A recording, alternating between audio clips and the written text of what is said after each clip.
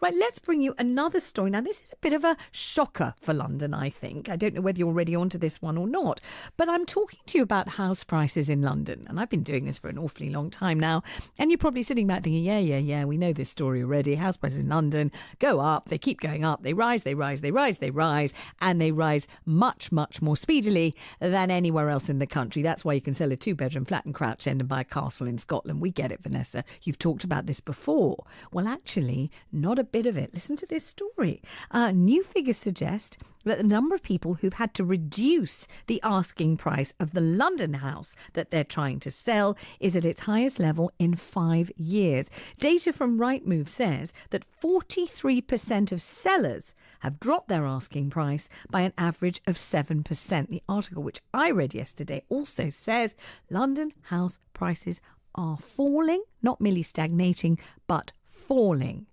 That is a first for a long, long time in the capital. Let's ask somebody who knows about this stuff, the property expert, Henry Pryor. Hello, Henry. Good morning. Tell me about this story, because we're not used to this. This is counterintuitive. We think London prices go up, right? Well, we always thought that was the case, didn't we? Yeah. But the beep, beep, beep noise you can hear is not the sound of estate agents on their smartphones. It's the sound of the life support system, which is frankly kicking in for house sellers and for their agents across London. I'm afraid that what we've talked about on this programme and also across the station elsewhere about the rise and fall, the ebb and flow of house prices and rents is really coming forward now in a very stark way.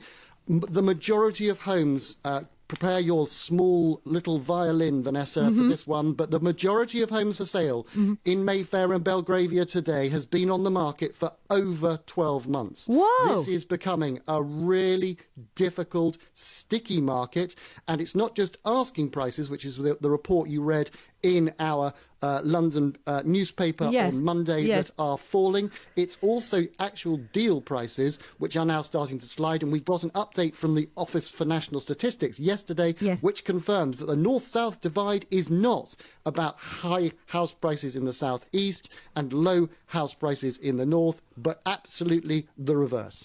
This is absolutely astounding to people who have just grown used to this thud, thud, thud of similar news, or, year in, year out. Now, for how long has it been that there's been a steady rise of prices in London?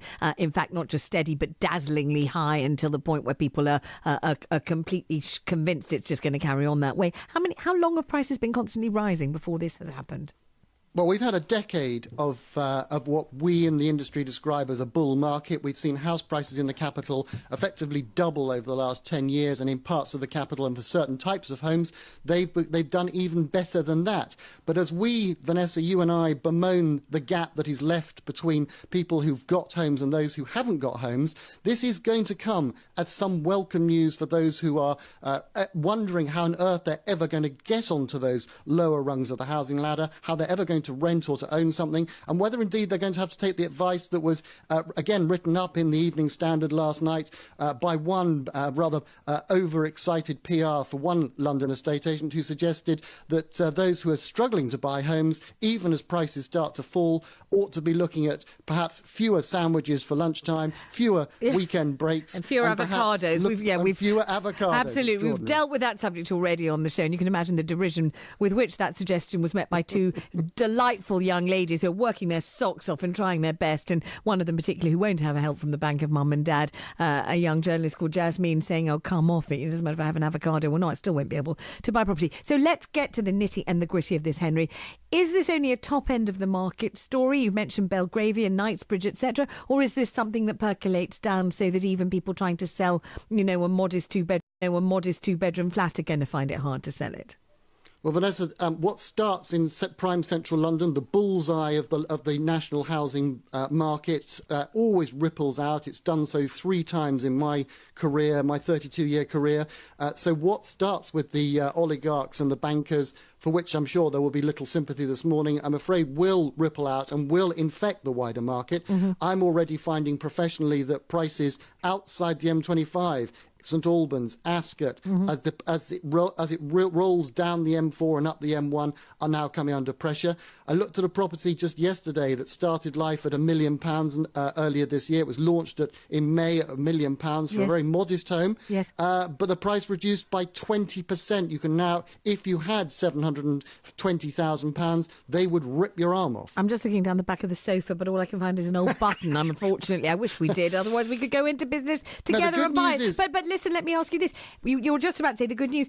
Does this mean that London prices will suddenly or gradually become more accessible, and we won't have to keep talking about will you ever get a toenail on the housing ladder? There's a difference between affordability and plain prices, and it's really important. We've talked about this, you and I, when we're unpicking the Chancellor's budget, for example, which we'll do in a week's time. There is a huge difference between affordability and actual prices. Prices are sliding, but there is still a market. You can buy and you can sell, but is it going to become more affordable for those who are trying to climb onto the housing ladder? That remains to be seen, because our problem is the number of homes we've got for those who can't afford homes, as opposed to the absolute and finite prices that some people are charging. 40% of people, Vanessa, remember, buying houses in the last year did so without a mortgage, with just cash, and therefore what percentage did you say?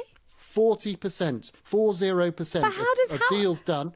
How does that work? How can that be? How can there be so many people with all that money?